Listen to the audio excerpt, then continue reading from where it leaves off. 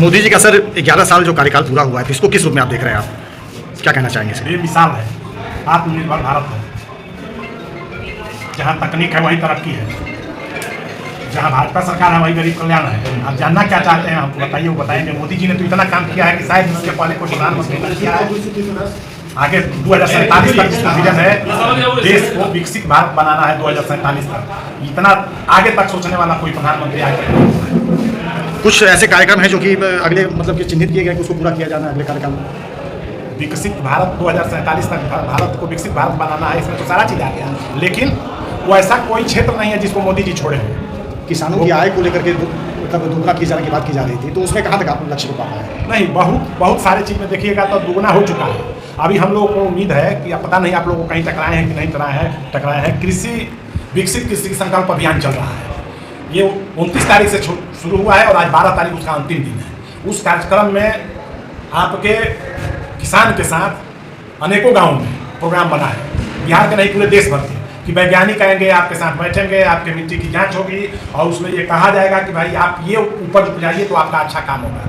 ये जो वैज्ञानिक घर में बैठ के केवल निकाल देते थे पेपर पर कि ये कीजिए, वो नहीं है। मोदी जी का नाम है कि आप भाई जाइए किसान खेत में, किसान के साथ वहाँ बैठिए, उसको क्या प्रॉब्लम है उसको बताइए और उसका सोल्यूशन निकालिए। ये पहला बात। दूसरा बात है कि ऐसा कोई जिला नहीं है, ऐसा कोई जिला नहीं है। हम लोगों को जानकारी का अभाव है, इसलिए हम लोग सवाल पूछते रहते हैं, जो इच्छा उसको। ऐसा कोई जिला नहीं है जिसमें कृषि विज्ञान केंद्र नहीं है, ये तो आप मानते हैं। ऐसा कोई कृषि विज्ञान केंद्र नहीं है जिसमें किसी एक फसल पर 4 गुना लाभ नहीं किसान को मिल रहा हो। मैं बक्सर से आता हूँ।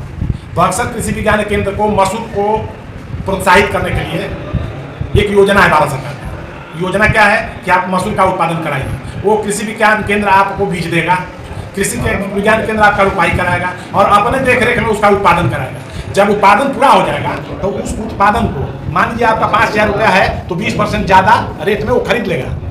किसानों की सबसे बड़ी इसको पूरा होना चाहिए। और 20% ज़्यादा रेट में मतलब 6,000 में खरीद लिया और 6,000 रुपये आपको उसी समय मिल गया आपके उस मसूर का। और 6 फिर रजिस्ट्रेशन हुआ है, वो जाएगा भारत सरकार में और 6,000 रुपये प्रति क्विंटल के दर से जितना आप बेचे हैं उसका फिर आप पैसा वो आपके खाते में आता है। ये योजना पता चले, लोगों को बताया जाए, लोग करें, लोग समझें, तो ये 2 गुना हुआ कि कितना गुना हुआ आप ही बताइए। एक जितना आप उत्पादन किए उसका 20% वही मिल गया और उसके बाद आप उतना पैसा फिर ना आपको भारत सरकार दे रही है। इससे बढ़िया योजना क्या हो सकता है? किसानों की सबसे बड़ी समस्या है कि उनको बाजार या ऑनलाइन मार्केट उपलब्ध नहीं हो पा रहा है। इस संदर्भ में क्या प्रयास किए गए? नहीं, बाजार का देखिए और जगह होगा। हमारे बिहार में ऑनलाइन ऐसे ही बाजार बना है, पूरे देश के लिए बना हुआ है। आप ऊपर पर जाइएगा तो पता चलेगा। लेकिन बिहार में जितना उत्पादन है उतना यहाँ ही परचेज बाहर के लोग आके आपको खरीद लेते हैं। जो रेट है आपको कम नहीं मिलता है। सर ऑर्गेनिक यहाँ लोग जैसे देखिए हम लोग का माका का उत्पादन होता है, सबसे ज़्यादा माका का उत्पादन होता है बिहार में।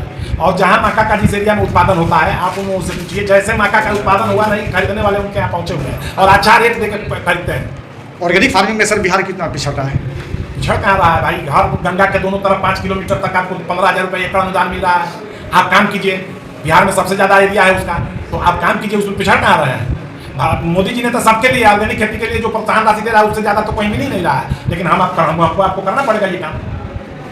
हम लोग इसको अवसर के रूप में देखते हैं और हमारे देश के यशस्वी प्रधानमंत्री जी ने भारत को 2047 तक विकसित राष्ट्र बनाने का संकल्प लिया और हमारा यह कार्यक्रम संकल्प से सिद्धि तक जो चल रहा है, इसमें उन्होंने अभी हम लोग जो देखे हैं कि जो संकल्प उसने लिया है, मोदी जी ने लिए हैं, उसको सिद्धि तक पहुँचाए हैं। इसी तरह से जब से वह बने हैं विकास के अनेकों कार्य किए हैं, जन कल्याण के लिए अनेकों कार्य किए हैं। और मोदी मतलब भाजपा की सरकार में जो योजनाएं चलती है वह निरंतर चलते रहती है, कांग्रेस की तरह बंद नहीं होती। अभी आपने देखा होगा जैसे गरीबों के लिए जो राशन की मुहैया होता है, तो पहले आप लोगों को भी पता होगा कि साल में 6 महीना मिलता था, लेकिन इधर केंद्र और राज्य की सरकार ने 3 महीना का एडवांस में राशन गरीबों को देने का काम किया है।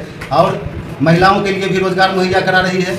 उसके बाद युवाओं के लिए भी मोदी जी अपने गारंटी पर 3 लाख रुपये का लोन जो है देते हैं, जिस पर मामूली मात्र 5% का ब्याज लगता है। तो रोजगार के लिए भी हर क्षेत्र में काम कर रहे हैं। तो आपको लगता है कि कुछ काम अभी ऐसे हैं जो कि किए जाने बाकी रह गए हैं? काम कभी ख़त्म नहीं होता और काम हम करते रहेंगे, काम आते रहेंगे और उसको पूरा करना है। और हम लोगों का कर्तव्य है, भाजपा के एक एक कार्यकर्ता का कर्तव्य है कि उनके द्वारा जो जन कल्याणकारी योजनाएं चलाई जा रही है हर गरीब तक उसको पहुंचाना और उसको जिनको लाभ नहीं मिल रहा है उनको दिलाना और जिनका कहीं कोई कारण से बंद हो गया उसको चालू करना।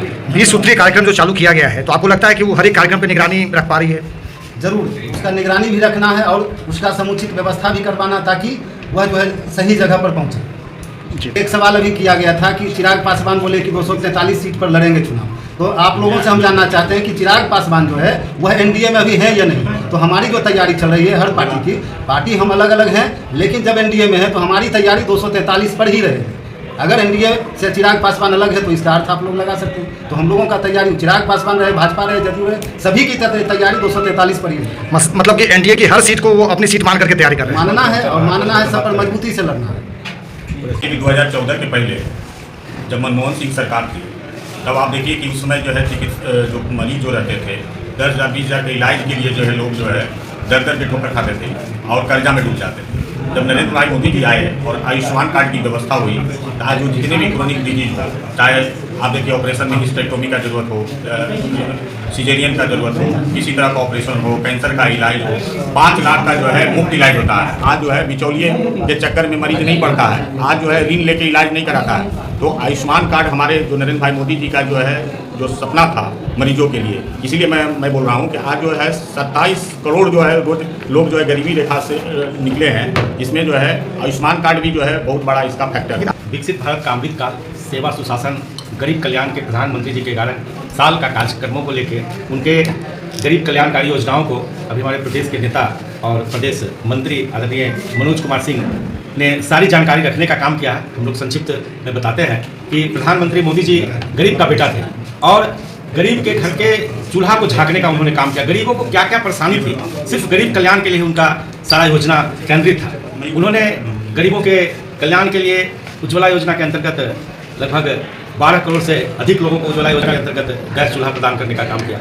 4 करोड़ से अधिक लोगों को प्रधानमंत्री आवास योजना के अंतर्गत घर देने का काम किया। अभी आयुष्मान योजना के बारे में आप लोग पूछ रहे थे।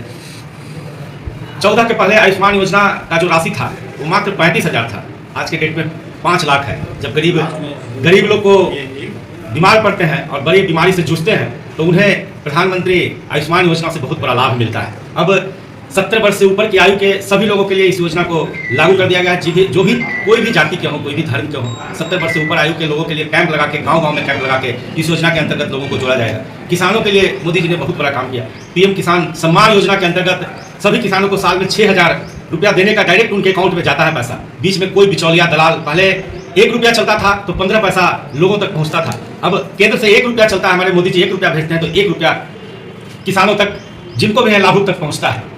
शौचालय योजना के अंतर्गत करोड़ों लोगों को शौचालय, बहुत छोटी बात लगती थी लोगों को, हंसते थे शुरू में कि शौचालय योजना ही क्या है भाई, लेकिन जब धरातल पर काम उतरा तो लोगों को लगता है कि सबसे बड़ा काम हुआ।